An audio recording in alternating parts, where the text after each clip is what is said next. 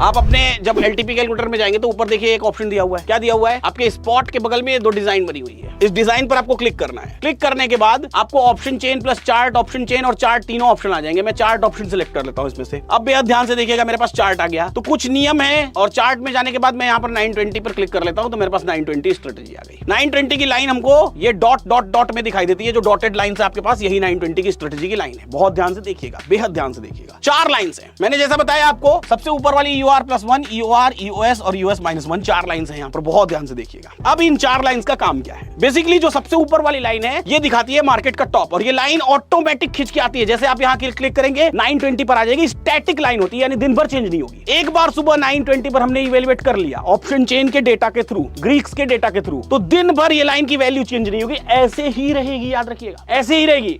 आज नहीं, आज के इतिहास में मैं कितने भी साल पीछे चला जाऊं, ये लाइन खिंच के आएगी आपको एलटीपी कैलकुलेटर पर दिखाई देगी। आप इसकी बैक टेस्टिंग कर सकते हैं। अभी डाउनलोड करिए ऐप और जाके आप हिस्टोरिकल में देखिए, बैक टेस्टिंग करिए, आपको मिल जाएगी ये लाइन और आपको पता चल जाएगा कि ये काम कर रही है कि नहीं कर रही है। बेहद ध्यान से सुनिएगा। अब इसमें जो बीच की 2 लाइंस हैं, ये दोनों, इन दोनों लाइंस को हम लोग रिस्की लाइंस कहते हैं। यहां मैंने लिखा आर, यहां मैंने लिखा आर, रिस्की लाइंस। और जो ऊपर की लाइन है इसको हम लोग बोलते हैं सेफ, और सबसे नीचे वाली लाइन को भी बोलते हैं हम लोग सेफ। तो बीच वाली दोनों रिस्की और ऊपर वाली दोनों सेफ। ऐसा क्यों कहा मैंने? एक बात होगी। दूसरी बात, इस पर्टिकुलर स्ट्रेटेजी पर ट्रेड करने के लिए टाइम जो है वो 920 से लेकर के 1130 के बीच में है। इसके बाद आप कोई नया ट्रेड इनिशिएट नहीं करेंगे। हाँ, आपका ट्रेड आप 230 तक रख सकते हैं। 230 के बाद आप एग्जिट करिए, 230 पर एग्जिट करिए अगर टारगेट या स्टॉप लॉस नहीं आया तो।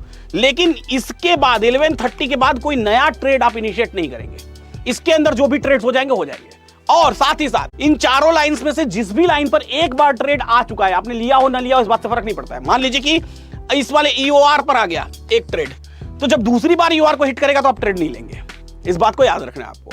यानी कि एक ही बार चारों लाइंस पर ट्रेड लेना है आपको। अब देखिए मेरे पास 4 लाइंस दिखाई दे रही है। अब रिस्की का मतलब क्या होता है? बेहद ध्यान से देखिएगा। अगर बाजार, ये दोनों ऊपर वाली जो दोनों लाइंस हैं ये पुट की लाइन है, ध्यान से रखिएगा याद, और नीचे वाली जो दोनों लाइंस हैं वो कॉल की लाइंस हैं।